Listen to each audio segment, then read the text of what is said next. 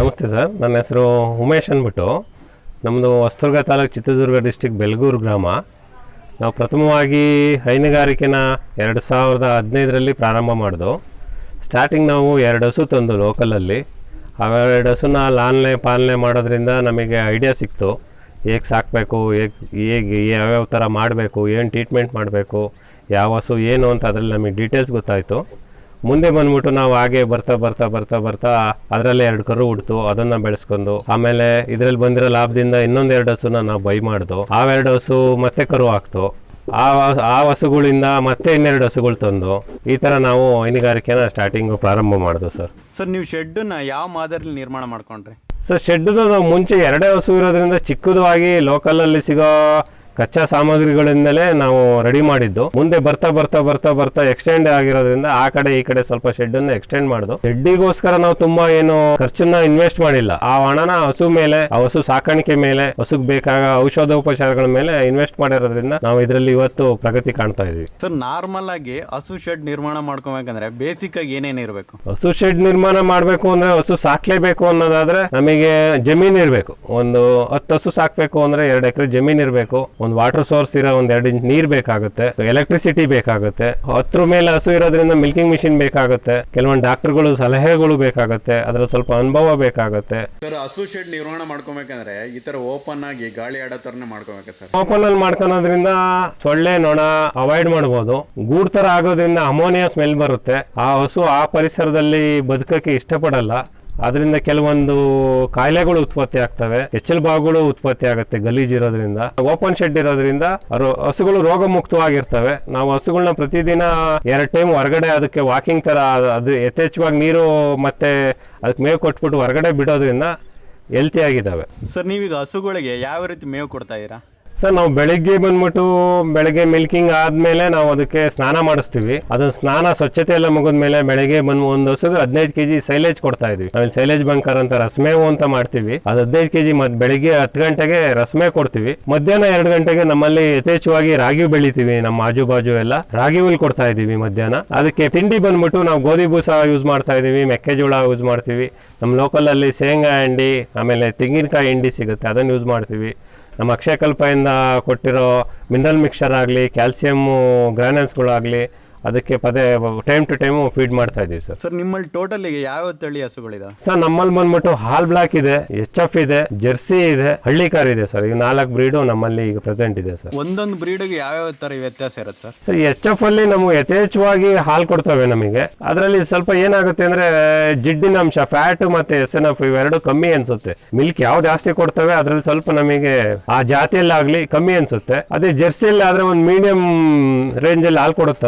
ಅದು fat SNF ತುಂಬಾ ಚೆನ್ನಾಗಿ ಬರುತ್ತೆ ಜೆರ್ಸಿ ಹಸು ಅಲ್ಲಿ. ಆ HF ಹಸು, ಜೆರ್ಸಿ ಹಸು ಎರಡೂ ನಾವು ಬಳಸೋದ್ರಿಂದ ನಮ್ ಟೋಟಲಿ ಮಿಲ್ಕ್ ಬಂದ್ಬಿಟ್ಟು ನಮ್ದು 4.5 ಫ್ಯಾಟ್ ಬರುತ್ತೆ, 8.5 SNF ಬರ್ತಾ ಇದೆ ಸರ್ ಇವಾಗ. ಸರ್, ನಿಮ್ಮ ಹಸುಗಳೆಲ್ಲ ಹೈಯೆಸ್ಟ್ ಎಷ್ಟು ಲೀಟರ್ ಹಾಲು ಕೊಡ್ತಾ ಇದೆ? ಸರ್, ನಮ್ದೊಂದು ಹಸು ಕಾವೇರಿ ಅಂತ ಒಂದು ಹಸು ಇದೆ sir. Per day 40 litre milking capacity ಇದೆ ಅದಕ್ಕೆ. ಕಳೆದ ಸರಿ ಅದು 3rd ಲ್ಯಾಕ್ಟೇಷನ್ ಹಸು. ಕಳೆದ ಸರಿ 37-38 ಲೀಟರ್ ಪರ್ ಡೇ ಕರೆದಿದೆ. ಈ ಸರಿ ನಾವು ಅದನ್ನ ಇನ್ನೊಂದು ಮಂತಲ್ಲಿ ಕರು ಹಾಕೋ ಥರ ಇದೆ. 40 ಲೀಟರ್ ಎಕ್ಸ್ಪೆಕ್ಟೇಷನ್ ಮಾಡ್ತಾ ಇದೀವಿ. ಅದಕ್ಕೆ ಬೇಕಾಗಿರೋ ಮಿನರಲ್ ಮಿಕ್ಸ್ಚರ್ ಆಗಲಿ, ವೈಟಮಿನ್ H ಆಗಲಿ, ಕ್ಯಾಲ್ಸಿಯಂ ಆಗಲಿ, ಅದಕ್ಕೆ ಬೇಕಾಗಿರೋ ಸೈಲೇಜು, ಮೇವು, ಅದನ್ನು ಪೂರ್ತಿ ನಿಗಾ ವಹಿಸಿ ಸಾಕೋದ್ರಿಂದ ಈ ಸರಿ 40 ಲೀಟ್ರು ಮಿನಿಮಮ್ ಸಿಗುತ್ತೆ ಸರ್ ಆ ಹಸುವಲ್ಲಿ. ಸರಿ, 40 ಲೀಟರ್ ಹಾಲು ಕೊಡೋ ಹಸುನ ಮೇಂಟೆನೆನ್ಸ್ ಮಾಡೋದು ಹೇಗೆ? 40 ಲೀಟ್ರು ಸಾಕೋದ್ರಿಂದ ಅದಕ್ಕೇನಿಲ್ಲ, ಅದಕ್ಕೆ ಸ್ವಲ್ಪ ಜವಾಬ್ದಾರಿ ಜಾಸ್ತಿ ಬೇಕಾಗುತ್ತೆ. ನಾಳೆ ನೋಡೋಣ, ನಾಡಿದ್ದು ನೋಡೋಣ ಅನ್ನೋ ಥರ ಮಾಮೂಲಿ ಹಸುಗಳ ಥರ ಇರಲ್ಲ. ಸ್ವಲ್ಪ ಹೈಬ್ರಿಡ್ ಹಸುನ ಅಂತ ಹೇಳ್ಬೋದು ನಾವು. ಅವಕ್ಕೆ ಸ್ವಲ್ಪ ಮೇಂಟೆನೆನ್ಸ್ ಇರುತ್ತೆ. ನಮ್ಮ ಪ್ರಕಾರ 1 ಲೀಟ್ರ್ ಹಾಲ್ಗೆ ಅರ್ಧ kg ಫೀಡ್ ಬೇಕಾಗುತ್ತೆ. ಒಂದು 40 ಲೀಟರ್ ಅಂದರೆ ಪರ್ ಡೇ ಒಂದು 15 kg ಫೀಡು. ಅದಕ್ಕೆ ಏನು ಗೋಧಿ ಬೂಸ ಆಗಲಿ, ಅಕ್ಕಿ ಬೂಸ ಆಗಲಿ, ಮೆಕ್ಕೆಜೋಳ ಆಗಲಿ, ಶೇಂಗಾ ಹಿಂಡಿಗಳಾಗಲಿ, ಇದೊಂದು 15 kg ಫೀಡ್ ಬೇಕಾಗುತ್ತೆ ಸರ್ ಟೋಟಲಿ ಅದಕ್ಕೆ. ಬೇರೆ ನಮ್ಮಲ್ಲಿರೋ ಹಸುಗಳೆಲ್ಲ 15ರಿಂದ 20 ಲೀಟ್ರು ಮಿನಿಮಮ್ ಕೊಡ್ತಾ ಇದೆ ಸರ್. ನಮ್ಮಲ್ಲಿ ಟೋಟಲಿ ಈಗ 25 ಹಸು ಇದೆ. ಅದರಲ್ಲಿ ಈಗ 5 ಹಸು ಡ್ರೈ ಪೀರಿಯಡಲ್ಲಿದೆ. 20 ಹಸುದ ಮಿಲ್ಕಿಂಗ್ ಆಗಿದೆ. ಆ 20 ಹಸುವಲ್ಲಿ 10 ಮತ್ತೆ ಕನ್ಸೀವ್ ಆಗಿದೆ. Conceive means 3 months, 4 months, 5 months ಈ ಥರ ಕನ್ಸೀವ್ ಆಗಿದೆ. ನಮ್ಮ totally per day milk 300 litre ಇದೆ. ಬೆಳಗ್ಗೆ ಒಂದು 50 ಲೀಟ್ರ್ ಆಗುತ್ತೆ, ಸಂಜೆ ಒಂದು 50 ಲೀಟ್ರ್ ಆಗುತ್ತೆ ಸರ್. ಸರ್ ಕಮರ್ಷಿಯಲ್ ಆಗಿ ಮಾಡ್ಬೇಕಂದ್ರೆ ಮಿನಿಮಮ್ ಎಷ್ಟು ಲೀಟ್ರ್ ಹಾಲು ಕೊಡೋ ಹಸುನ ತರಬೇಕು? ಸರ್ ಮಿನಿಮಮ್ ನಾವು ಕಮರ್ಷಿಯಲಲ್ಲಿ ನಾವು ಹಸು ಸಾಕಬೇಕು ಅಂದರೆ ಮಿನಿಮಮ್ ಪರ್ ಡೇ 20 ಲೀಟ್ರ್ ಅಂತೂ ಮಿನಿಮಮ್ ಇರಬೇಕು. ಅದು ಬಿಟ್ಟು ನಾವು ಯಾವುದೋ 3 ಲೀಟ್ರ್ 4 ಲೀಟ್ರ್ ತಂದಿರೋ ಹಸುಗಳನ್ನೆಲ್ಲ ತಂದುಬಿಟ್ಟು ಲೇಬರ್ ಇಟ್ಬಿಟ್ಟು ಅದಕ್ಕೆಲ್ಲ ಲೇಬರ್ ಕೊಟ್ಬಿಟ್ಟು ಮಾಡೋದ್ರಿಂದ ಖಂಡಿತವಾಗೂ ಉಳಿತಾಯ ಮಾಡೋದಕ್ಕಾಗಲ್ಲ. ಮಿನಿಮಮ್ 20 ಲೀಟರ್ಸ್ ಇದ್ರೆ ಅಷ್ಟೇ ಈ ಕಮರ್ಷಿಯಲಲ್ಲಿ ನಾವು ಉತ್ಪಾದನೆ ತೆಗಿಯೋಕ್ಕೆ ಸಾಧ್ಯ ಸರ್. ಸರ್ ಹಸುಗಳಿಗೆ ಯಾವ ರೀತಿ ವ್ಯಾಕ್ಸಿನೇಷನ್ ಮಾಡಿಸ್ತೀರಾ ಕಾಯಿಲೆ ಬಂದಾಗ? ಸರ್ ನಾವು ಈಗ ಅಕ್ಷಯ ಕಲ್ಪದವ್ರಿಗೆ ಟೈಅಪ್ ಆಗಿರೋದ್ರಿಂದ ಪೂರ್ತಿ ಅದಕ್ಕೆ ಔಷಧೋಪಚಾರ ಏನೇನು ಬೇಕು ಎಲ್ಲ ಅಕ್ಷಯ ಕಲ್ಪದವರೇ, ಅಲ್ಲಿ ಡಾಕ್ಟರ್ಸ್ ಆಗಲಿ ಎಕ್ಸ್ಟೆನ್ಷನ್ ಆಫೀಸರ್ ಆಗಲಿ ನಮಗೆ ಇನ್ಫಾರ್ಮ್ ಮಾಡಿಬಿಟ್ಟು ಟ್ರೀಟ್ಮೆಂಟ್ ಕೊಡ್ತಾ ಇದ್ದೀವಿ. ವರ್ಷಕ್ಕೆ 2 ಸರಿ ನಾವು FMD ವ್ಯಾಕ್ಸಿನ್ನು ಕಾಲು ಜ್ವರ ಬಾಯಿ ಜ್ವರಕ್ಕೆ 6 ಮಂತ್ಸಿಗೆ ಒಂದು ಸರಿ ಆ ವ್ಯಾಕ್ಸಿನ್ ಮಾಡ್ತಾಯಿದ್ದೀವಿ. ಆಮೇಲೆ ಅದಕ್ಕೆ 3 ಮಂತ್ಸಿಗೆ ಒಂದು ಸರಿ ವರ್ಮ್ ಡೋಸ್ ಮಾಡ್ತಾಯಿದ್ದೀವಿ. ಒಂದು ಸರಿ ಐವರ್ಮೆಕ್ಟಿನ್ ಕೊಡ್ತೀವಿ, ಒಂದು ಸರಿ ಫೆನ್ಬೆಂಡಾಜಲ್ ಕೊಡ್ತೀವಿ. ಗಬ್ಬ ಎಲ್ಲಿರೋ ಮೊಳಕೆಗಳಿಗೆಲ್ಲ ಆಲ್ಬೆಂಡಾಜಲ್ ಕೊಡ್ತಾ ಇದ್ದೀವಿ. ಸರ್ ಈ ಹೊರ್ಗಡೆಯಿಂದ ಹಸು ತರೋಕ್ಕೂ ಮತ್ತು ನಿಮ್ಮಲ್ಲಿ ಹುಟ್ಟಿರೋ ಹಸುಗಳನ್ನ ಅಭಿವೃದ್ಧಿ ಮಾಡ್ಕೊಳಕ್ಕೆ ಏನು ವ್ಯತ್ಯಾಸ ಇರುತ್ತೆ? ಸೊ ಹೊರಗಡೆಯಿಂದ ತಂದಿರೋದು ಸಪೋಸು ನಮ್ಮಲ್ಲಿ ವಾತಾವರಣಕ್ಕೆ ಸ್ವಲ್ಪ ಅಡ್ಜಸ್ಟ್ ಆಗೋದು ಸ್ವಲ್ಪ ಟಫ್ ಅನಿಸುತ್ತೆ. ನಮ್ಮಲ್ಲಿ ಟೆಂಪ್ರೇಚರ್ ಬಂದ್ಬಿಟ್ಟು 38 ಡಿಗ್ರಿ 35 to 38 ಡಿಗ್ರಿ ಇರುತ್ತೆ. ಅದೇ ನಾವು ಶಿವಮೊಗ್ಗ, ಕಳಸ, ಹೊರನಾಡು ಆ ಕಡೆ ಎಲ್ಲ ಸ್ವಲ್ಪ ರೈನಿಂಗ್ ಸೀಸನ್ ಇರುತ್ತೆ. ಅಲ್ಲಿ ವಾತಾವರಣಕ್ಕೆ ಅವು ಅಡ್ಜಸ್ಟ್ ಆಗಿರ್ತವೆ. ಅವು ಅಲ್ಲಿಂದ ಬಂದ್ಬಿಟ್ಟು ಇಲ್ಲಿ ಬಿಸಿಲಿನ ವಾತಾವರಣಕ್ಕೆ ಸ್ವಲ್ಪ ಅಡ್ಜಸ್ಟ್ ಆಗೋದು ಕಷ್ಟ ಆಗುತ್ತೆ. ನಮ್ಮಲ್ಲೇ ಹುಟ್ಟಿ ನಮ್ಮಲ್ಲೇ ಬೆಳೆದಿರೋದ್ರಿಂದ ಚಿಕ್ಕದ್ರಿಂದ ನಾವು ಅದನ್ನು ಸಾಕಿರ್ತೀವಿ. ಅದಕ್ಕೇನು ವರ್ಮ್ ಡೋಸ್ ಬೇಕೋ, ಅದಕ್ಕೇನು ಜಂತುನಾಶಕ ಯಾವಾಗ ಕೊಡಬೇಕು, ಯಾವ ಟೈಮಿಗೆ ಕೊಡಬೇಕು, ಮಿನರಲ್ ಮಿಕ್ಸ್ಚರ್ ಯಾವಾಗ ಕೊಡಬೇಕು, ಅದಕ್ಕೇನು ವ್ಯಾಕ್ಸಿನ್ ಹಾಕಬೇಕು, ಅದೆಲ್ಲ ನಮಗೆ ಡೀಟೇಲ್ ಗೊತ್ತಿರೋದ್ರಿಂದ, ಅದ್ರ ತಾಯಿ ಮಿಲ್ಕಿಂಗ್ ರೆಕಾರ್ಡು ನಮಗೆ ಗೊತ್ತಿರೋದ್ರಿಂದ ಆ ಥರ ಹಸುಗಳನ್ನ ಸಾಕೋದ್ರಿಂದ ನಮ್ಮಲ್ಲೇ ಉತ್ಪಾದನೆ ಮಾಡ್ಕೊಂಡಿರೋದ್ರಿಂದ ಮಿಲ್ಕ್ ಈಲ್ಡಿಂಗು ತುಂಬ ಚೆನ್ನಾಗಿ ಬರುತ್ತೆ. ಈಗ ನಮ್ಮಲ್ಲೇ ಹುಟ್ಟಿರೋ ಕರುಗಳು ಒಂದು 2-3 ಈಗ ಪ್ರೆಸೆಂಟ್ ನಮ್ಮಲ್ಲಿ ರೆಡಿ ಇದೆ. ನಾವೊಂದು ಜಸ್ಟ್ ಒಂದು ಜೆರ್ಸಿ ಹಸು ಕರು ನಮ್ಮಲ್ಲಿ ಹುಟ್ಟಿತು, ಅದನ್ನು ತುಂಬ ಚೆನ್ನಾಗಿ ಸಾಕಿದ್ದೀವಿ. ಈಗ ಅದಕ್ಕೆ 2 ಹಲ್ಲು ಫಸ್ಟ್ ಲ್ಯಾಕ್ಟೇಷನ್ನಲ್ಲೇ ಆ ಜೆರ್ಸಿಯಲ್ಲಿ 22 ಲೀಟ್ರ್ ಪರ್ ಡೇ ಮಿಲ್ಕಿಂಗ್ ಕರಿತಾ ಇದ್ದೀವಿ ಸರ್. ಆಗಿರೋದ್ರಿಂದ ನಮ್ಮಲ್ಲೇ ಹುಟ್ಟಿರೋ ಹಸುಗಳು, ನಮ್ಮಲ್ಲೇ ಬೆಳೆದಿರೋ ಹಸುಗಳು ಇಲ್ಲಿ ವಾತಾವರಣಕ್ಕೆ, ಇಲ್ಲಿ ಲೇಬರ್ಗೆ, ಇಲ್ಲಿ ನಮ್ಮ ಜನಗಳಿಗೆ ಅಡ್ಜಸ್ಟ್ ಆಗಿರೋದ್ರಿಂದ ಈಲ್ಡಿಂಗು ತುಂಬ ಚೆನ್ನಾಗಿ ಬರುತ್ತೆ. ಸರ್ ನಿಮ್ಮ ಫಾರ್ಮ್ದು ಡೈಲಿ ರೋಟೀನ್ ಹೇಗಿರುತ್ತೆ? ಕ್ಲೀನಿಂಗು ಮತ್ತು ವಾಷಿಂಗ್ ಎಲ್ಲ ಯಾವ ಥರ ಇರುತ್ತೆ? 4 ಗಂಟೆಗೆ ಎದ್ಬಿಟ್ಟು ಅದಕ್ಕೆ ನೀರು, ಅದಕ್ಕೆ ಫೀಡಿಂಗ್ ಎಲ್ಲ 4 ರಿಂದ 5 ಗಂಟೆ ತನಕ ಫೀಡಿಂಗ್ ಆಗುತ್ತೆ. 5 ಗಂಟೆಯಿಂದ ಫೀಡಿಂಗ್ ಆದಮೇಲೆ 5:15ಗೆ ಮಿಲ್ಕಿಂಗ್ ಸ್ಟಾರ್ಟ್ ಮಾಡ್ತೀವಿ. 1 ಅವರ್ ಮಿಲ್ಕಿಂಗ್ ಮುಗಿದೋಗುತ್ತೆ. 6:30ಗೆ ಮಿಲ್ಕಿಂಗ್ ಮುಗಿದೋದ್ರೆ ನಮ್ಮ ಗಾಡಿ ಬಂದ್ಬಿಟ್ಟು 6:30 ನಮ್ದು ಹಾಲು ವಾಪಸ್ಸು BMCಗೆ ಚಿಲ್ಲಿಂಗ್ ಸೆಂಟ್ರಿಗೆ 6:15ಗೆ ಹೋದರೆ ಇವರು 1 ಅವರ್ ಆದಮೇಲೆ 7:15ಗೆ ಒಳಗೆ ಕಟ್ಬಿಟ್ಟು ಪ್ರತಿ ಹಸುಗಳಿಗೂ ಕ್ಲೀನಿಂಗ್ ಮಾಡ್ತೀವಿ. ಯಾವ ಹಸುಗೆ ಏನು ಡಿಫಿಷಿಯನ್ಸಿ ಇದೆ, ಯಾವುದಕ್ಕೆ ಜ್ವರ ಇದೆಯೋ, ರುಮೇನ್ ಏನಾರ ಇನ್ಸ್ಪೆಕ್ಷನ್ ಇದೆಯೋ, ಯಾವುದು ಬೂಸ ತಿಂತಾ ಇಲ್ಲ, ಯಾವುದು ಹುಲ್ಲು ತಿಂತಾ ಇಲ್ಲ, ಎಲ್ಲನೂ ನಾವು ವಾಚಿಂಗ್ ಮಾಡಿ 10 ರಿಂದ 11 ಗಂಟೆ ತನಕ ಕ್ಲೀನಿಂಗ್ ಮುಗಿಯುತ್ತೆ ನಮ್ಮದು. ಒನ್ಸ್ ಅಗೇನ್ ಮತ್ತೆ ಸಂಜೆ 3-3:15ಗೆ ಹೊರಗೆ ತಂದ್ಬಿಟ್ಟು ಅದನ್ನೆಲ್ಲ ನಾವು ಮ್ಯಾಟು ಗೀಟು ಅದು ದೋಣಿ ಎಲ್ಲ ಕ್ಲೀನ್ ಮಾಡಿಬಿಟ್ಟು ಮಿಲ್ಕಿಂಗ್ ಮತ್ತೆ ನಾವು ಸಂಜೆ 5 ಗಂಟೆಗೆ ಸ್ಟಾರ್ಟ್ ಮಾಡಿದ್ರೆ 6:15ಗೆ ನಮ್ಮ ಮಿಲ್ಕಿಂಗ್ ಕಂಪ್ಲೀಟ್ ಆಗುತ್ತೆ. 6:15ಗೆ ನಮ್ಮ ಗಾಡಿ ಬಂದು ನಮ್ಮದು ಚಿಲ್ಲಿಂಗ್ ಸೆಂಟ್ರಿಗೆ ಹಾಲನ್ನ ಡಂಪ್ ಮಾಡ್ಕೊಂಡು ಹೋದ್ಮೇಲೆ ಮತ್ತೆ ಯಥಾ ಪ್ರಕಾರ ಸಂಜೆ ಒಳಗಡೆ ಹಸುನ ಹಾಕ್ತೀವಿ ಸರ್. ಸರ್ ಸೈಲೇಜ್ ನೀವೇ ರೆಡಿ ಮಾಡ್ಕೊತೀರಲ್ಲ ಕೊಂಡ್ಕೊತೀರ? ಇಲ್ಲ ಸರ್, ಖಂಡಿತವಾಗ್ಲೂ ನಾವೇ ರೆಡಿ ಮಾಡ್ಕೊತೀವಿ. ಕೆಲವೊಂದು ಸರಿ ನಮ್ಮಲ್ಲಿ ಆಜುಬಾಜು ರೈನಿಂಗ್ ಸೀಸನಲ್ಲಿ ಸಪೋಸು ಆಗಸ್ಟ್, ಸೆಪ್ಟೆಂಬರ್, ಅಕ್ಟೋಬರಲ್ಲಿ ತುಂಬ ರೈನಿಂಗ್ ಸೀಸನ್ ಇರುತ್ತೆ ನಮಗೆ ಈ ಬರ್ನಾಡಲ್ಲಿ. ಆವಾಗ ಸ್ವಲ್ಪ ಮೆಕ್ಕೆಜೋಳ ನಮಗೆ ನೀಟಾಗಿ ಸಿಗುತ್ತೆ. ಆವಾಗ ತಂದಿರೋ ನಮ್ಮದೊಂದು 50 ಟನ್ನು ಸ್ಟಾಕ್ ಆಗೋವಷ್ಟು ಸೈಲೇಜ್ ಬಿಟ್ಟಿದೆ. ಅದಕ್ಕೆ ನಾವು 50 ಟನ್ನನ್ನು ತುಂಬ್ಕೊಂಡ್ರೆ ನಮಗೆ ಆಲ್ಮೋಸ್ಟ್ ಒಂದು 6 ಮಂತ್ಸು ನಮ್ಮ ಹಸುಗೆ ಆಗುತ್ತೆ. ಕೆಲವೊಂದು ಟೈಮಲ್ಲಿ ನಮಗೆ ಅಭಾವ ಆಗಿದ್ದ ಟೈಮಲ್ಲಿ ಹೊರಗಡೆಯಿಂದ ಬೈ ಮಾಡಿಬಿಟ್ಟು ಅದನ್ನು ನಾವೇ ಮಲ್ಚಿಂಗ್ ಮಾಡ್ಕೊಂಬಿಟ್ಟು ಸೈಲೇಜ್ ಪಿಟ್ಟಲ್ಲಿ ಹಾಕ್ಬಿಟ್ಟು ನಾವೇ ಸೈಲೇಜ್ ತಯಾರು ಮಾಡ್ತಾಯಿದ್ದೀವಿ ಸರ್. ನಾವು ರೆಡಿ ಸೈಲೇಜ್ಗೆ ಹೋಗಬೇಕು ಅಂದರೆ ಆಲ್ಮೋಸ್ಟ್ 7 ರೂಪೀಸ್ ಸಿಗುತ್ತೆ. ನಾವು 7 ರೂಪೀಸ್ಗೆ ರೆಡಿ ಸೈಲೇಜ್ನ ಪರ್ಚೇಸ್ ಮಾಡಬೇಕಾಗತ್ತೆ. ನಾವೇ ಸೈಲೇಜ್ ರೆಡಿ ಮಾಡ್ತಿರೋದ್ರಿಂದ ಅರೌಂಡು 3.5 ಇಲ್ಲ 4 ರೂಪೀಸ್ಗೆ ನಮಗೆ ಉತ್ತಮವಾದ ಸೈಲೇಜು ರೆಡಿ ಆಗುತ್ತೆ ಸರ್. ಸರ್ ನಿಮಗೆ ಡೈಲಿ ಎಷ್ಟು ಖರ್ಚಿದೆ ಮತ್ತು ಎಷ್ಟು ಇನ್ಕಮ್ ಇದೆ? ಸರ್ ನಮ್ಮದು ಈಗ ಪರ್ ಡೇ 300 ಲೀಟ್ರ್ ಆವ್ರೇಜಲ್ಲಿ ಹೋಗ್ತಿರೋದ್ರಿಂದ ನಮಗೆ ಅಕ್ಷಯಕಲ್ಪದಿಂದ 35 ರೂಪೀಸು ನಮಗೆ ರೇಟ್ ಬರ್ತಾ ಇದೆ. 300 ಲೀಟ್ರಿಗೆ ಆಲ್ಮೋಸ್ಟ್ ಒಂದು 10,500 10,000 ರೂಪಾಯಿ ಪರ್ ಡೇ ನಮಗೆ ಆದಾಯ ಇದೆ. ನಾವು ನಮ್ಮ ಹಸುಗೆ 7,000 ರೂಪಾಯಿ ಫೀಡಿಗಾಗಲಿ, ಲೇಬರ್ಗಾಗಲಿ, ರಾಗಿ ಹುಲ್ಲು, ಮಿನರಲ್ ಮಿಕ್ಸ್ಚರು, ಸೈಲೇಜು ಎಲ್ಲ ಸೇರಿ ಪರ್ ಡೇ 7,000 ರೂಪಾಯಿ ನಾವು ಖರ್ಚು ಮಾಡ್ತಾಯಿದ್ದೀವಿ. ಪರ್ ಡೇ ನಮಗೆ 3,000 ಉಳಿತಾ ಇದೆ. ಆಲ್ಮೋಸ್ಟ್ ಒಂದು 60 ಲೋಡು ಗೊಬ್ಬರ ಸಿಗುತ್ತೆ, ದನದ ಗೊಬ್ಬರ. ಅದರಲ್ಲಿ ಒಂದು 30 ಲೋಡು ನಮ್ಮ ತೋಟಕ್ಕೆ, ನಮ್ಮ ಜಮೀನಿಗೆ ನಾವು ಯುಟಿಲೈಸ್ ಮಾಡ್ಕೊಂಡು 30 ಲೋಡನ್ನ ಆಲ್ಮೋಸ್ಟ್ 5,000 ರೂಪಾಯಿ ಟ್ಯಾಕ್ಟ್ರಂಗೆ ಹೊರಗಡೆ ಸೇಲ್ ಮಾಡ್ತಾ ಇದ್ದೀವಿ. ಅದ್ರ ಜೊತೆ ಇದೇ ಖರ್ಚಲ್ಲಿ ಕರುಗಳು ಉತ್ಪಾದನೆ ಆಗುತ್ತೆ. ಆಲ್ಮೋಸ್ಟ್ ಇಯರ್ಲಿ ಒಂದು 5 ಕರು ಇದೇ ಖರ್ಚಲ್ಲಿ ನಮಗೆ ಉಳಿತಾಯ ಆಗುತ್ತೆ. ಇಷ್ಟು ಉಳಿತಾಯ ಇದೆ ಸರ್. ಸರ್ ನಿಮ್ಮ ತಿಂಗಳ ಇನ್ಕಮ್ ಎಷ್ಟಿದೆ ಇದರಲ್ಲಿ? ತಿಂಗಳ ಇನ್ಕಮ್ ಅಂದ್ಬಿಟ್ಟು ನಂದು ಈಗ 10,000 ರೂಪಾಯಿ ಬಿಲ್ ಬರ್ತಾ ಇದೆ ಅಂದ್ರೆ ಒಂದು 7,500 ರೂಪಾಯಿ ಖರ್ಚು ಮಾಡ್ತಾ ಇದ್ದೀನಿ. ಪರ್ ಡೇ ಒಂದು 2,500 ರೂಪಾಯಿ ಉಳಿದ್ರು ನನ್ನ ತಿಂಗಳಿಗೆ ಒಂದು 75,000 ರೂಪಾಯಿ ಉಳಿಯುತ್ತೆ. ಗೊಬ್ಬರದಲ್ಲಿ ಒಂದು 20,000 ರೂಪಾಯಿ ಉಳಿಯುತ್ತೆ. ಕರುಗಳು ಅದು ದೊಡ್ಡದಾದ್ರೆ ಅದರಲ್ಲಿ ವರ್ತ್ ಆಗುತ್ತೆ. ಮತ್ತು ನಾವು ನಮ್ಮ ಓನ್ ಯೂಸ್ಗೆ, ಮನೆಗೆ, ಮಕ್ಕಳಿಗೆ, ನಮ್ಮ ಲೇಬರ್ಗೆಲ್ಲ ಇದೇ ಹಾಲು ಕೊಡ್ತಾ ಇರೋದ್ರಿಂದ ಟೋಟಲಿ ಎಲ್ಲ ಲೆಕ್ಕ ಹಾಕೋದ್ರಿಂದ ಪರ್ ಮಂತ್ ನಮಗೆ 1,00,000 ರೂಪಾಯಿ ಖಂಡಿತವಾಗ್ಲೂ ಉಳಿತಾ ಇದೆ ಸರ್. ನೀವು ವರ್ಷ ಇಡೀ 300 ಲೀಟರ್ ಹಾಲನ್ನೇ ಹಾಕ್ತೀರಾ ಡೈರಿಗೆ? 300 ಲೀಟ್ರ್ ನಾರ್ಮಲ್ ಆಗಿರುತ್ತೆ. ಈಗ 5 ಹಸು ಡ್ರೈಯಲ್ಲಿದ್ದರೆ 5 ಹಸು, ಆ 5 ಹಸು ಕರು ಹಾಕೋದ್ರೊಳಗೆ ಮತ್ತೆ 5 ಹಸು ನಮಗೆ ಡ್ರೈಗೆ ಹೋಗುತ್ತೆ.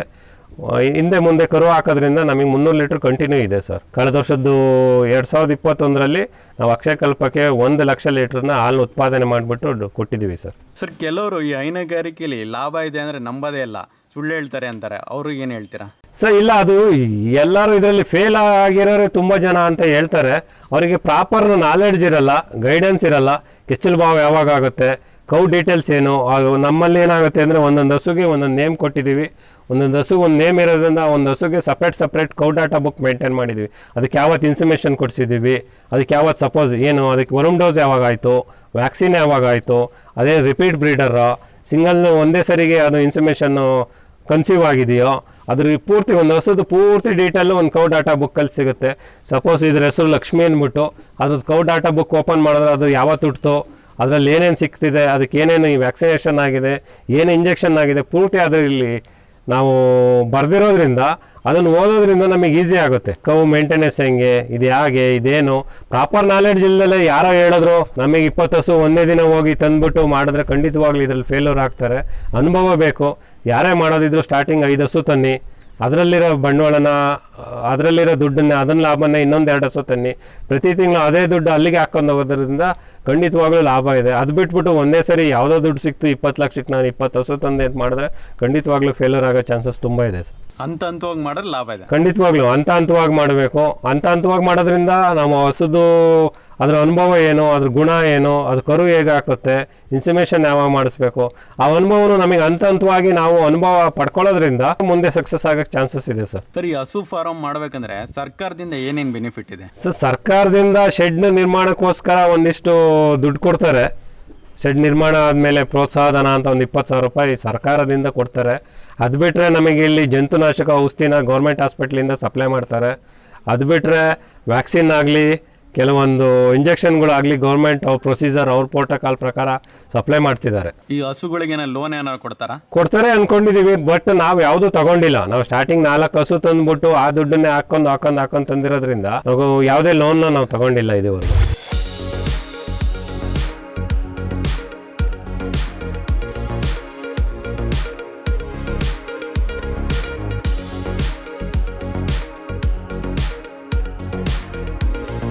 ಸರ್, ಇದು ನಮ್ಮಲ್ಲೇ ಹುಟ್ಟಿರೋ ಕರು. ಇದಕ್ಕೆ ಈಗ ಬಂದ್ಬಿಟ್ಟು ಒಂದು 18 ತಿಂಗಳು ವಯಸ್ಸು ಸರ್. ಇದರ ನೇಮ್ ಬಂದ್ಬಿಟ್ಟು ಪದ್ದು ಅಂತ.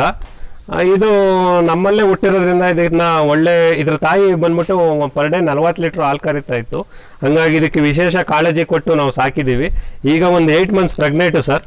ಇನ್ನೂ ಯಾವುದೇ ಹಲ್ಲಾಗಿಲ್ಲ. ಆಲ್ಮೋಸ್ಟು ಇನ್ನೂ ಹಲ್ಲಾಗೋದಕ್ಕೆ ಇನ್ನೂ 6 ತಿಂಗಳು ಬೇಕಾಗುತ್ತೆ. ಇವತ್ತಿನ ಮಾರ್ಕೆಟಲ್ಲಿ ಇದು 1,00,000ಕ್ಕಿಂತ ಹೆಚ್ಚಿನಾದ ಬೆಲೆ ಸಿಗುತ್ತೆ. ಈ ಥರ ಗುಣಮಟ್ಟದ ಕರುಗಳನ್ನ ಸಾಕೋದ್ರಿಂದ, ಈ ಥರ ಪಡ್ಡೆಗಳನ್ನ ರೆಡಿ ಮಾಡೋದ್ರಿಂದ ರೈತರಿಗೆ ತುಂಬ ಅನುಕೂಲ ಇದೆ. ಮತ್ತು ಈ ಥರ ನಮ್ಮಲ್ಲೇ ಹುಟ್ಟಿ ನಮ್ಮಲ್ಲೇ ಬೆಳೆದಿರೋ ಹಸುಗಳು ನಮ್ಮ ವಾತಾವರಣಕ್ಕಾಗಲಿ, ನಮ್ಮ ಈಲ್ಡಿಂಗಿಗಾಗಲಿ ಏನು ಸಮಸ್ಯೆ ಇಲ್ದಂಗೆ ಕೊಡ್ತವೆ ಸರ್. ಸರ್, ಕರುಗಳು ಈ ಥರ ಸೈಜ್ ಬರ್ಬೇಕಂದ್ರೆ ಯಾವ ಥರ ಫುಡ್ ಹಾಕ್ಬೇಕು ಸರ್? ಸರ್, ಏನಿಲ್ಲ, ಕರುಗಳು ಈ ಥರ ಸೈಜ್ ಬರಬೇಕು ಅಂದರೆ ಆಲ್ಮೋಸ್ಟ್ 3 ಮಂತ್ಸ್ ಅದಕ್ಕೆ ಬೆಳಗ್ಗೆ ಒಂದು 3 ಲೀಟ್ರ್, ಸಂಜೆ ಒಂದು 3 ಲೀಟ್ರ್, 6 ಲೀಟ್ರ್ ಯಥೇಚ್ಛವಾಗಿ ಹಾಲು ಕೊಡಬೇಕು. ಕರು ಹುಟ್ಟಿದ ಒಂದು ವಾರಕ್ಕೆ ಅದಕ್ಕೆ ಜಂತುನಾಶಕ ಹಾಕಬೇಕು. ಸ್ಟಾರ್ಟಿಂಗ್ 3 ತಿಂಗಳು ಪ್ರತಿ ತಿಂಗಳು ಒಂದೊಂದು ಜಂತುನಾಶಕ ಕೊಡಬೇಕು. ಆಮೇಲೆ ಅದಕ್ಕೆ ಕಾಫ್ ಸ್ಟಾರ್ಟರ್ಗಳನ್ನ ಸ್ಟಾರ್ಟ್ ಮಾಡಬೇಕಾಗತ್ತೆ. 3 ಮಂತ್ಸ್ ಆದಮೇಲೆ 4 ಮಂತ್ಸಿಂದ ನಾವು ಅದಕ್ಕೆ ಕಾಫ್ ಸ್ಟಾರ್ಟರ್ನ ಸ್ಟಾರ್ಟ್ ಮಾಡಿದ್ರೆ ಆಲ್ಮೋಸ್ಟ್ ಅದಕ್ಕೆ ಏನೇನು ಬೇಕೋ, ಅದಕ್ಕೆ ಮಿನರಲ್ ಮಿಕ್ಸ್ಚರ್ ಬೇಕೋ, ಅದಕ್ಕೆ ಕ್ಯಾಲ್ಸಿಯಂ ಬೇಕೋ, ಅದಕ್ಕೆ ಏನು ಡಿಫಿಷಿಯನ್ಸಿ ಇದೆ, ಅದಕ್ಕೆ ಐರನ್ ಡಿಫಿಷಿಯನ್ಸಿ ಇದೆಯೋ, ಆ ಥರ ಖನಿಜಾಂಶಗಳನ್ನ ಕೊಡೋದ್ರಿಂದ ಈ ಥರ ಕ್ವಾಲಿಟಿ ಕರುಗಳನ್ನ ಉತ್ಪಾದನೆ ಮಾಡ್ಬೋದು. ಆ ಕ್ವಾಲಿಟಿ ಕರುಗಳು ಉತ್ಪಾದನೆ ಆಗಿರೋದ್ರಿಂದ ಅವುಗಳಿಂದ ಕ್ವಾಲಿಟಿ ಹಾಲು ನಾವು ಎಕ್ಸ್ಪೆಕ್ಟ್ ಮಾಡ್ಬೋದು ಸರ್. ಸರ್, ಈ ಹಸುನ ನೀವು ಸೇಲ್ ಮಾಡ್ತೀನಿ ಅಂದರೆ ಮಾರ್ಕೆಟಲ್ಲಿ ಏನು ರೇಟ್ ಇದೆ ಸರ್? ಸರ್, ಈ ಹಸು ನಾವು ಇವತ್ತು ಪ್ರೆಸೆಂಟ್ ಸೇಲ್ ಮಾಡ್ತೀನಿ ಅಂದರೆ ಮಾರ್ಕೆಟಲ್ಲಿ 1 ಲಕ್ಷ ರೂಪಾಯಿಗಿಂತ ಜಾಸ್ತಿ ಇದೆ. ಇದು ನಮಗೆ ಆ ಖರ್ಚಲ್ಲೇ ಏನು ಪ್ರತಿ ಖರ್ಚು ನಾವು ರೇಟ್ ಖರ್ಚು ಮಾಡ್ತಾ ಇದೀವಿ, ಆ ಖರ್ಚಲ್ಲೇ ಇದ್ರ ಫುಡ್ಡು ಅದೇ ಫುಡ್ಡಲ್ಲಿ ಇದು ತಿಂದಿರೋದ್ರಿಂದ ಇದು ಈ 1 ವರ್ಷದಲ್ಲಿ ಈ ಥರ 2 ಕರುಗಳನ್ನ ನಾವು ಸೇಲ್ ಮಾಡೋದ್ರಿಂದ ಇದು ಒಂದು 2 ಲಕ್ಷ ರೂಪಾಯಿ ನಮಗೆ ಎಕ್ಸ್ಟ್ರಾ ಇನ್ಕಮ್ ಅಥವಾ ಎಕ್ಸ್ಟ್ರಾ ಬೋನಸ್ ಥರ ಅನ್ಕೋಬೋದು ಸರ್. ಸರ್, ಈಗ ರೈತರು ಒಳ್ಳೆ ಹಾಲು ಕೊಡೋ ಹಸುನ ಸೆಲೆಕ್ಟ್ ಮಾಡೋದು ಯಾವ ಥರ?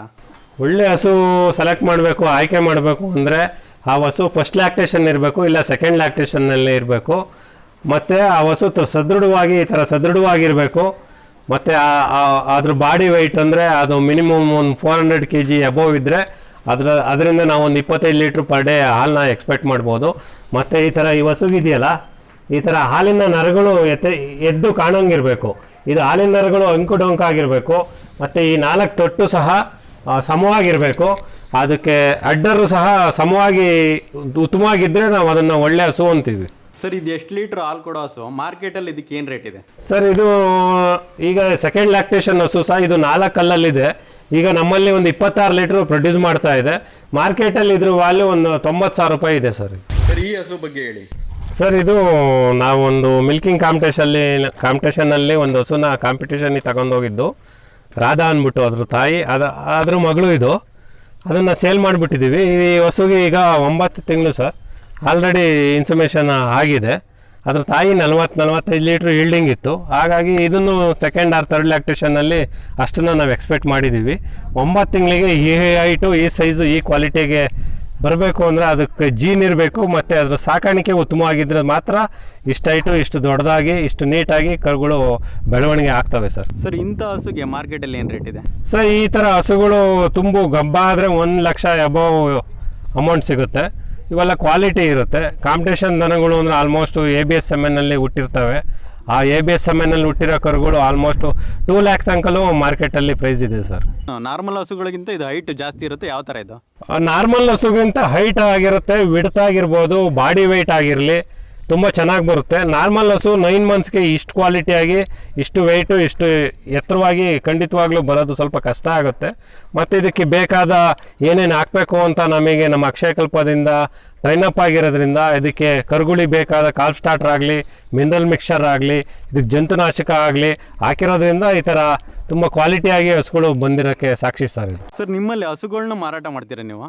ಇಲ್ಲ ಸರ್, ನಮ್ಮಲ್ಲಿ 25 ದನ ಯಾವಾಗಲೂ ಇರುತ್ತೆ. ಈ ಥರ ಪಡ್ಡೆಗಳು ರೆಡಿ ಆದಾಗ 2ನೇ ಸೂಲು, 3ನೇ ಸೂಲು, ಥರ್ಡ್ ಲ್ಯಾಕ್ಟೇಷನ್ ಆಗಿರೋ ದನಗಳನ್ನ ಫಾರಮಿಂದ ಹೊರಗಡೆ ಮಾರಾಟ ಮಾಡ್ತೀವಿ ಸರ್. ಅದ್ರ ಬೆಲೆ ತಕ್ಕಂಗೆ ಮಾರಾಟ ಮಾಡ್ತೀವಿ. ಹಸು ತಕ್ಕಂಗೆ ಅದು ಮಿಲ್ಕಿಂಗ್ ಕೆಪಾಸಿಟಿ ತಕ್ಕಂಗೆ ಬೆಲೆ ಇರುತ್ತೆ. ಆ ಬೆಲೆ ತಕ್ಕಂಗೆ ನಾವು ಮಾರಾಟ ಮಾಡ್ತೀವಿ ಸರ್. ಸರ್, ಒಬ್ಬ ಸಕ್ಸಸ್ಫುಲ್ ಡೈರಿ ಫಾರ್ಮರ್ ಆಗಬೇಕಂದ್ರೆ ಅವ್ನಿಗೆ ಏನು ಕ್ವಾಲಿಟೀಸ್ ಇರಬೇಕು? ಸರ್, ಕ್ವಾಲಿಟೀಸ್ ಅಂತ ಏನಿಲ್ಲ. ನಾವು ಈ ಹೈನುಗಾರಿಕೆಯಲ್ಲಿ ಪೂರ್ತಿ ಅದರೊಳಗೆ ನಾವು ಇನ್ವಾಲ್ವ್ ಆಗಬೇಕು. ಇನ್ವಾಲ್ವ್ ಆಗಲಿಲ್ಲ ಅಂದರೆ ಖಂಡಿತವಾಗ್ಲೂ ಆಗಲ್ಲ. ಸಪೋಸ್ ಒಂದು ಹಸುಗೆ ಕೆಚ್ಚಲು ಬಾವು ಆಗಿದೆ ಅಂದರೆ ಅದಕ್ಕೇನು ಅದರಲ್ಲಿ ಗ್ರಾಮ್ ನೆಗೆಟಿವ್ ಇದೆಯೋ, ಗ್ರಾಮ್ ಪಾಸಿಟಿವ್ ಇದೆಯೋ, ಏನು ಕೆಚ್ಚಲು ಬಾವು, ಏನು ಟ್ರೀಟ್ಮೆಂಟು ಆ ಟೈಮಲ್ಲಿ ಆಗಬೇಕು. ಇಲ್ಲ ನಾಳೆ ನೋಡೋಣ, ನಾಡಿದ್ದು ನೋಡೋಣ ಅಂದರೆ ಖಂಡಿತವಾಗ್ಲೂ ಆ ಹಸುದಿಗೆ ಕೆಚ್ಚಲು ಬಾವು ಆಗಲಿ, ಇನ್ನೊಂದಾಗಲಿ, ಯಾವುದೇ ಆಗಲಿ ಸಿವಿಯರ್ ಆಗುತ್ತೆ. ಸಿವಿಯರ್ ಆದಾಗ ಕಂಟ್ರೋಲಿಗೆ ಸಿಗಲ್ಲ. ನಾವು ಮುಂಜಾಗ್ರತವಾಗಿ ಸ್ಟಾರ್ಟಿಂಗೇ ನಾವು ನೋಡ್ಕೊಳೋದ್ರಿಂದ ಖಂಡಿತವಾಗ್ಲೂ ಇದರಲ್ಲಿ ಸಕ್ಸಸ್ ಆಗ್ಬೋದು. ಅನುಭವ ಬೇಕು ಸರ್ ಅಷ್ಟೇ ಮೇನು. ಮತ್ತು ಇದಕ್ಕೆ ಇನ್ವಾಲ್ವ್ ಆಗಬೇಕು. ನಾನು ಅದು ಮುಟ್ಟಲ್ಲ, ನಾನು ಸಗಣಿ ಮುಟ್ಟಲ್ಲ, ನಾನು ಅದು ಮುಟ್ಟಲ್ಲ, ಇದು ಮುಟ್ಟಲ್ಲ ಅನ್ನೋ ಖಂಡಿತವಾಗ್ಲೂ ಇದರಲ್ಲಿ ಸಕ್ಸಸ್ ಆಗಲ್ಲ. ನಾವು ಹಸುನ ನಮ್ಮ ಮಕ್ಳ ಥರ ಸಾಕೋದ್ರಿಂದ ನಾವು ಇದರಲ್ಲಿ ಸಕ್ಸಸ್ ಆಗ್ಬೋದು ಸರ್. ಸರ್, KMF-ಗೆ ಹಾಲು ಕೊಡೋಕ್ಕೂ ಮತ್ತು ಈ ಅಕ್ಷಯಕಲ್ಪಕ್ಕೆ ಹಾಲು ಕೊಡೋಕ್ಕೂ ಏನು ಸರ್ ಡಿಫ್ರೆನ್ಸ್ ಇರುತ್ತೆ? ಖಂಡಿತವಾಗ್ಲೂ ತುಂಬ ಇದೆ ಸರ್. ನಾವು ಅಕ್ಷಯಕಲ್ಪಕ್ಕೆ ಹಾಲು ಕೊಡೋದ್ರಿಂದ ಇಲ್ಲಿವರೆಗೂ ನಾವು ಹೈನುಗಾರಿಕೆ ಮಾಡ್ತಾ ಇದ್ದೀವಿ ಅಂತ ಹೇಳ್ಬೋದು. ಏಕೆಂದರೆ ನಮ್ಮ ಈ KMF-ಅಲ್ಲಿ ಈಗ ಪ್ರೆಸೆಂಟ್ ರೇಟು ಒಂದು 25 ರೂಪೀಸ್ ಇದೆ. ಪ್ರೋತ್ಸಾಹ ಧನ 5 ರೂಪಾಯಿ ಕೊಡ್ತಾರೆ. ಅದು ಬಟ್ ನಾವು ಹೇಳಿದ ಟೈಮಿಗೆ ಬರೋಲ್ಲ. 25 + 5 ಸೇರಿದ್ರೆ 30 ರೂಪಾಯಿ ಸಿಗುತ್ತೆ. ಬಟ್ ನಮಗೆ ಅಕ್ಷಯಕಲ್ಪದಿಂದ ನಮಗೆ ಈಗ ಪ್ರೆಸೆಂಟ್ 34 ರೂಪೀಸ್ ಕೊಡ್ತಾ ಇದ್ದಾರೆ. ಮತ್ತು ಡೈಲಿ ಪೇಮೆಂಟ್ ಆಗ್ತಾ ಇದೆ. ಇವತ್ತು ನಾವು ಹಾಲನ್ನ ಅಕ್ಷಯಕಲ್ಪಕ್ಕೆ ಡಂಪ್ ಆದರೆ ನಾಳೆ ನಮ್ಮ ಅಕೌಂಟಿಗೆ ದುಡ್ಡು ಬರ್ತಾ ಇದೆ. ಅದರಿಂದ ನಮಗೆ ಮೇಂಟೆನೆನ್ಸ್ಗಾಗಲಿ, ಇನ್ನೊಂದು ಏನು ಫೀಡ್ ತರೋದಕ್ಕಾಗಲಿ, ಅದಕ್ಕೆ ಮೇವು ತರೋದಕ್ಕಾಗಲಿ, ಅದಕ್ಕೆ ಖರ್ಚು ಮಾಡೋಕ್ಕಾಗಲಿ ಈಸಿ ಆಗ್ತಾ ಇದೆ. ಮತ್ತು ಅಕ್ಷಯಕಲ್ಪದಲ್ಲಿ ಆಲ್ಮೋಸ್ಟ್ ಆರ್ಗ್ಯಾನಿಕ್ ಮಿಲ್ಕ್ ಆಗಿರೋದ್ರಿಂದ ನಮಗೆ ಡಾಕ್ಟರ್ಸ್ ಸರ್ವಿಸ್ ಆಗಲಿ, ಎಕ್ಸ್ಟೆನ್ಷನ್ ಆಫೀಸರ್ಸ್ಗಳಾಗಲಿ ನಾವು ಪ್ರತಿದಿನ ನಮ್ಮ ಫಾರ್ಮಿಗೆ ಬಂದುಬಿಟ್ಟು ಭೇಟಿ ಕೊಟ್ಬಿಟ್ಟು ಕ್ಲೀನಿಂಗ್ ಆಗಲಿ, ಹಸು ಕಾಯಿಲೆ ಬಗ್ಗೆ ಆಗಲಿ ಮಾಹಿತಿ ಕೊಡೋದ್ರಿಂದ ನಮಗೆ ಅಕ್ಷಯಕಲ್ಪಕ್ಕೆ ಹಾಕೋದ್ರಿಂದ ತುಂಬ ಹೊರ್ತಿದೆ. ಈಗ ಪ್ರೆಸೆಂಟ್ ನಮ್ದೊಂದು 300 ಲೀಟ್ರ್ ಹಾಲು ಆಗ್ತಾ ಇದೆ ಅಂದರೆ ಅಕ್ಷಯಕಲ್ಪಕ್ಕೆ ಹಾಕಿದ್ರೆ 10,000 ದುಡ್ಡು ಬರುತ್ತೆ. ಅದೇ 300 ಲೀಟ್ರ್ ನಾವು KMF-ಗೆ ಹಾಕಿದ್ರೆ 9,000 ರೂಪಾಯಿ ದುಡ್ಡು ಬರುತ್ತೆ. ಇತ್ತು ಸಹಾಯಧನ ಸೇರಿಬಿಟ್ಟು ಅಲ್ಲಿಗೆ ಒಂದು ದಿನಕ್ಕೆ ನಮಗೆ ಅಕ್ಷಯಕಲ್ಪಕ್ಕೂ KMF-ಗಾಗಲಿ ಪ್ರೈವೇಟ್ ಕಂಪ್ನಿಗಳಿಗೆ ಕೊಡೋದ್ರಿಂದ 1,500 ರೂಪಾಯಿ ಒಂದು ದಿನಕ್ಕೆ ಡಿಫ್ರೆನ್ಸ್ ಕಾಣುತ್ತೆ. ಅಲ್ಲಿಗೆ ಒಂದು ಮಂತಿಗೆ ಒಂದು 45,000 ನಮಗೆ ಅಲ್ಲಿಗೆ ಆ ಕಂಪ್ನಿಗೂ ಈ ಕಂಪ್ನಿಗೂ ಹೊರ್ತಾಗುತ್ತೆ. ಬಟ್ ಏನಂದರೆ ಹೈಜೆನಿಕ್ ಮಿಲ್ಕ್ ಕೇಳ್ತಾ ಇದ್ದಾರೆ ಅಕ್ಷಯಕಲ್ಪದವರು. ಖಂಡಿತವಾಗ್ಲೂ ನಾವು ಅವ್ರಿಗೆ ಹೈಜೆನಿಕ್ ಮಿಲ್ಕ್ ಕೊಡ್ತಾ ಇದ್ದೀವಿ, ಆಂಟಿಬಯೋಟಿಕ್ ಫ್ರೀ ಇರೋ ಅಂಥ ಮಿಲ್ಕ್ ಕೊಡ್ತಾ ಇದ್ದೀವಿ. ಇದರಲ್ಲಿ ಒಂದು 7-8 ಥರ ಪರೀಕ್ಷೆಗಳು ಮಾಡ್ತಾರೆ. ಇಥೆನಾಲ್ ಟೆಸ್ಟ್ ಆಗಲಿ, ಆಂಟಿಬಯೋಟಿಕ್ ಟೆಸ್ಟ್ ಆಗಲಿ, ಈ ಟೆಸ್ಟ್ಗಳನ್ನೆಲ್ಲ ನಮಗೆ ತರಬೇತಿ ಕೊಟ್ಟಿದ್ದಾರೆ. ನಮ್ಮಲ್ಲೇ ಇಲ್ಲಿ ಕೊಟ್ಟು ನಾವು ಹೈಜೆನಿಕ್ ಮಿಲ್ಕ್ ಕೊಡೋದ್ರಿಂದ ಒಳ್ಳೆ ರೇಟು ಸಿಗ್ತಾ ಇದೆ. ಹಂಗಾಗಿ ಅಕ್ಷಯಕಲ್ಪಕ್ಕೂ ನಮಗೆ ಲೋಕಲ್ ಅವ್ರಿಗೂ ಪರ್ ಡೇ ನಮಗೆ 1,500 ರೂಪಾಯಿ ಡಿಫ್ರೆನ್ಸ್ ಕಾಣುತ್ತೆ ಸರ್.